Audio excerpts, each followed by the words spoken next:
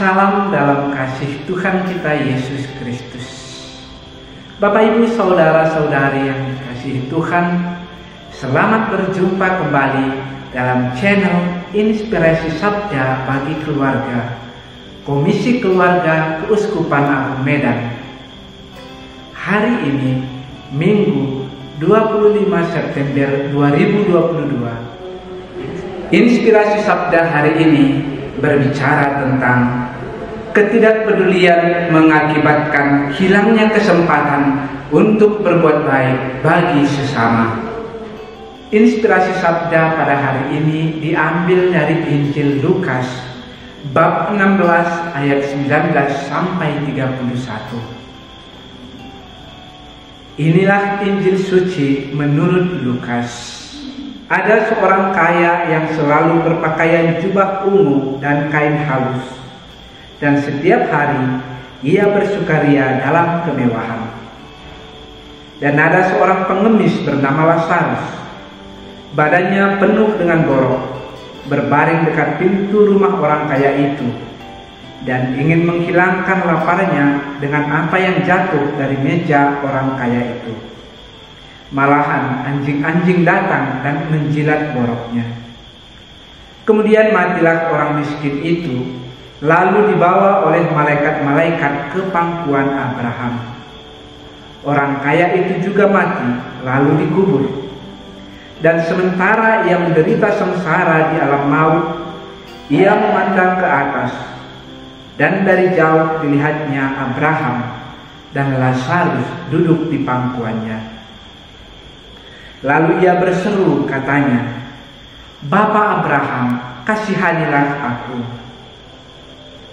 Suruhlah Lazarus supaya ia mencelupkan ujung jarinya ke dalam air dan menyejukkan lidahku, sebab aku sangat kesakitan dalam nyala api ini." Tetapi Abraham berkata, "Anak, ingatlah bahwa engkau telah menerima segala yang baik sewaktu hidupmu, sedangkan Lazarus segala yang buruk. Sekarang ia mendapat hiburan dan engkau sangat menderita. Selain daripada itu, di antara kami dan engkau terbentang jurang yang tak terseberangi, supaya mereka yang mau pergi dari sini kepadamu, ataupun mereka yang mau datang dari situ kepada kami, tidak dapat menyeberang." Kata orang itu, "Kalau demikian, aku minta kepadamu Bapa, supaya engkau menyuruh dia ke rumah ayahku, sebab masih ada 5 orang saudaraku, supaya ia memperingati mereka dengan sungguh-sungguh, agar mereka jangan masuk kelak ke dalam tempat penderitaan ini." Tetapi kata Abraham, "Ada pada mereka kesaksian Musa dan para nabi. Baiklah mereka mendengarkan kesaksian itu." Jawab orang itu, "Tidak, Bapak Abraham. Tetapi jika ada seorang yang datang dari antara orang mati kepada mereka, mereka akan bertobat." Kata Abraham kepadanya, "Jika mereka tidak mendengarkan kesaksian Musa dan para nabi, mereka juga tidak akan mau diyakinkan, sekalipun oleh seorang yang bangkit dari antara orang mati." Demikianlah sabda Tuhan. Bapak Ibu saudara-saudari yang dikasihi Tuhan, permenungan kita hari ini saya awali dengan sebuah ilustrasi singkat. Pada sebuah gunung yang tinggi mengalir sebuah sungai. Airnya begitu jernih, dan ketika kita memandang airnya itu, kita dapat merasakan kesegaran dalam hati kita. Nah, ketika sungai itu sampai pada bagian tengah gunung itu, sungai itu terbagi menjadi 2 bagian. Yang satu mengalir ke kanan, dan yang satu lagi mengalir ke kiri. Sungai yang mengalir ke kanan itu airnya sangat jernih, sama seperti air yang turun dari gunung itu. Sementara sungai yang mengalir ke bagian kiri itu, airnya tidak jernih lagi, sudah mengalami kekeruhan. Mengapa demikian? Karena sungai yang mengalir ke kiri itu begitu banyak batu-batu dan bahkan ranting-ranting pohon dan daun-daun kering yang menutup saluran sungai itu, sehingga air itu tertampung dalam sungai yang bagian kiri itu, sehingga kalaupun ada airnya yang merembes keluar itu sangat kecil dan juga airnya jadi keruh. Bapak Ibu saudara-saudari yang dikasihi Tuhan, apa yang saya sampaikan melalui ilustrasi singkat ini? Gambaran sungai ini adalah gambaran dari kehidupan kita manusia. Manusia di dalam kehidupannya menerima rahmat dari Tuhan, ibarat air yang turun melalui sungai itu. Semua orang adalah sama di mata Tuhan, entah itu kaya, entah itu miskin, entah dia pintar atau tidak pintar, entah dia bijak atau tidak bijak, semua sama di mata Tuhan. Namun ketika rahmat itu turun kepada kita manusia, kembali tergantung kepada kita bagaimana kita menanggapi rahmat itu. Apakah kita menerimanya dan kemudian mengalirkannya kepada orang lain, atau kita menampungnya untuk diri kita sendiri saja? Sungai yang mengalir ke kanan itu adalah gambaran dari orang yang menerima rahmat Tuhan itu, kemudian mengalirkannya kepada orang lain. Dia mau berbagi kasih dengan orang lain. Sementara sungai yang mengalir ke kiri itu adalah ibarat orang yang menerima rahmat Tuhan itu, entah itu kebaikan, kekayaan, harta, pengetahuan, semuanya itu dia anggap adalah hasil dari usahanya sendiri. Dia tidak melihat Tuhan dalam kebaikan kasih yang dia alami itu, sehingga dia tidak mengalirkannya untuk orang-orang lain, hanya untuk dirinya saja. Rahmat itu tinggal dalam dirinya sendiri saja, tidak mengalir untuk orang lain. Hatinya tertutup untuk orang-orang di sekitarnya. Itulah gambaran dari orang kaya yang dimaksudkan dalam Injil pada hari ini, di mana dia menerima segala kekayaan itu, dia menerima segala harta itu dalam kesukaannya. Dia bersuka cita atas semua yang dimilikinya itu. Tetapi pada akhirnya dia tidak melihat, dia tidak peduli dengan Lazarus yang mengemis di depan pintu rumahnya. Dia menganggap bahwa itu adalah hasilnya sendiri, kesuksesannya sendiri. Hatinya tertutup untuk berbelas kasih. Dalam bacaan ini dikisahkan bahwa orang kaya itu selalu berpakaian jubah ungu dari kain halus. Dalam tradisi Yahudi, orang yang berpakaian ungu hanyalah orang-orang kerajaan atau orang-orang terhormat, karena harganya sangat mahal, sehingga hanya orang-orang tertentu saja yang mampu untuk membelinya. Dan lagi, orang kaya yang dimaksudkan di sini, kita tidak tahu siapa namanya, tidak disebutkan siapa namanya, dan tidak jelas identitasnya. Berbeda dengan Lazarus, meskipun dia hidup dalam kemiskinan, hidup dalam penderitaan, tetapi namanya sungguh indah. Lazarus artinya Allah yang menolong. Dengan kata lain, dia mengandalkan Tuhan saja di dalam hidupnya dan senantiasa berharap akan belas kasih Tuhan mengalir dalam hidupnya. Dalam bacaan ini ditampakkan dua sisi kehidupan. Yang pertama, sisi kehidupan di dunia ini, dan yang kedua adalah sisi kehidupan setelah kematian.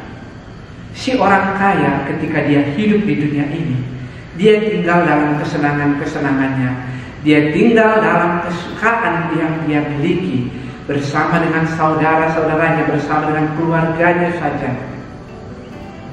Tetapi setelah dia meninggal, apa yang terjadi? Dia tinggal dalam penderitaan, dan siksaan. Siksaannya yang paling menyakitkan adalah kesusahan batin yang dia alami ketika melihat Lazarus tinggal dalam pangkuan Abraham. Dalam istilah zaman sekarang ini, susah melihat orang senang dan senang melihat orang susah. Berbeda dengan Lazarus ketika dia tinggal di dunia ini, dia mengalami penderitaan hidup. Dia mengalami kesengsaraan, tetapi pada akhirnya dia mengalami sukacita yang abadi bersama Bapa di surga. Sebuah situasi konkret yang kita alami pada zaman sekarang ini. Orang-orang sibuk dengan dunianya masing-masing. Mereka sibuk dengan kesukaannya masing-masing. Banyak sekali orang pada zaman ini begitu terlena dalam kesibukan dalam dunia media sosial, sehingga mereka menjadi lupa untuk melakukan perbuatan kasih bagi orang-orang di sekitarnya. Anak-anak muda terlena dalam dunia game online. Para bisnismen, mereka terlena dalam kesenangan-kesenangannya untuk senantiasa menjual produk-produknya, menjual barang-barangnya secara online. Sehingga waktu untuk bersama dengan keluarga menjadi sangat berkurang. Waktu mereka terkuras hanya untuk dunia mereka sendiri saja. Kebersamaan di dalam keluarga menjadi sangat sedikit. Teguran dari orang tua yang diibaratkan seperti Lazarus yang mengemis di depan pintu rumah orang kaya itu dianggap sebagai angin lalu saja oleh anak-anak. Manusia menjadi egois, menjadi tidak peduli, dan menjadi sombong. Dalam perbincangan selanjutnya kita melihat bagaimana orang kaya itu meminta kepada Abraham, suruhlah Lazarus.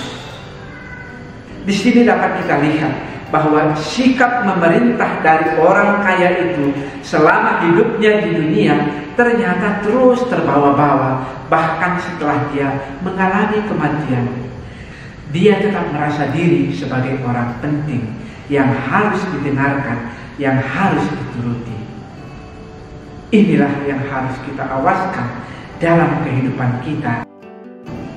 Satu hal lagi yang lebih penting dalam perbincangan mereka adalah ketika si orang kaya meminta kepada Abraham untuk menyuruh Lazarus pergi kepada saudara-saudaranya yang masih hidup. Tetapi apa jawaban Abraham pada saat itu?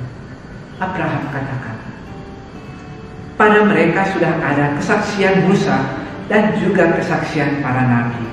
Jadi sekalipun ada orang yang sudah meninggal yang mendatangi mereka untuk menyuruh mereka bertobat, mereka takkan mendengarkan itu. Karena kesaksian-kesaksian itu pun tidak mereka perhatikan, tidak mereka pedulikan. Jadi kesaksian yang sudah mereka dengar melalui kitab Taurat yang ada pada mereka tidak mereka perhatikan. Bagaimana mungkin mereka akan mendengarkan kesaksian dari seorang yang sudah meninggal datang mengunjungi mereka dan menyuruh mereka bertobat? Itu mustahil terjadi. Kisah ini sangat tepat untuk kita renungkan pada saat ini. Terlebih pada bulan ini kita merayakan bulan kitab suci nasional. Pada bulan ini kita diwajibkan untuk membaca dan merenungkan kitab suci setiap hari. Tapi cukupkah hanya dengan membaca dan merenungkan kitab suci saja tanpa ada aksi yang kita lakukan? Tidak, Bapak Ibu saudara-saudara sekalian. Setelah kita membaca dan merenungkan kitab suci, itu harus kita wujudkan juga lewat aksi-aksi kita dalam kehidupan kita, lewat tindakan kita, lewat perbuatan kita dalam kehidupan kita sehari-hari. Dalam bahasa Karo ada satu ungkapan yang sangat menarik untuk kita renungkan. Cakap saja labo-labo. perkataan saja tidak cukup. Apa yang mau dikatakan lewat ungkapan ini? Bahwasanya untuk menyatakan bahwa kita seorang yang beriman tidak cukup hanya melalui kata-kata saja, tetapi harus kita tunjukkan lewat tindakan kita, lewat sikap kita, lewat perbuatan kita bagi orang-orang yang ada di sekitar kita. Santo Hieronymus mengatakan, tidak mengenal kitab suci sama dengan tidak mengenal Tuhan. Mengapa dikatakan demikian? Karena melalui kitab suci kita mendengarkan Tuhan bersabda bagi kita, dan melalui kitab suci juga kita melihat bagaimana karya keselamatan yang dinyatakan Allah bagi kita dalam diri Yesus Kristus, Sang Penyelamat. Sekali waktu dalam percakapannya dengan Yesus, Santa Faustina menuliskan demikian, "Putriku, bayangkan bahwa engkau adalah seorang penguasa di dunia ini, dan engkau bebas melakukan apa saja yang engkau inginkan. Kemudian seorang anak kecil dengan gemetaran, dengan mata yang berkaca-kaca, dia mengetuk pintumu, dan karena percaya akan kebaikanmu, dia meminta sepotong roti supaya dia tidak mati kelaparan.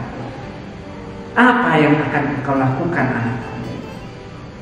Kemudian Faustina menjawab, "Yesus, saya akan memberikan semua yang diminta anak itu, bahkan 1000 kali lebih banyak." Kemudian Yesus menjawabnya, "Demikian juga aku akan memperlakukan jiwamu." Bapak, Ibu, saudara-saudari yang dikasihi Tuhan, tindakan yang dilakukan Faustina adalah tindakan belas kasih. Memang sebuah tindakan yang kecil dengan memberikan sepotong roti kepada anak yang kelaparan. Tetapi tindakannya itu mampu untuk menyelamatkan si anak dari kematian. Keberaniannya untuk menyatakan jawabannya itu sungguh menjadi sesuatu yang menyukakan hati Tuhan. Tapi tentu ada dasarnya. Kenapa dia berani mengatakan jawaban demikian? Tidak lain karena Faustina senantiasa berharap akan belas kasihan Tuhan di dalam hidupnya. Dan kemudian belas kasihan yang dia terima itu dia salurkan untuk orang-orang di sekitarnya. Dan lagi, Faustina juga senantiasa mengandalkan Tuhan di dalam kehidupannya. Lazarus dalam kemiskinan dan kemalangannya, dia senantiasa berharap akan kebaikan, akan belas kasih Tuhan di dalam hidupnya melalui orang-orang di sekitarnya. Dan lagi, dia juga senantiasa mengandalkan Tuhan dalam hidupnya karena dia percaya akan pertolongan Tuhan baginya. Mari Bapak, Ibu, saudara-saudari sekalian, sambil meneladani kerendahan hati Lazarus, kita mempergunakan setiap kesempatan yang ada untuk berbuat baik bagi orang lain dan membiarkan orang lain berbuat baik bagi kita. Tuhan memberkati. Amin.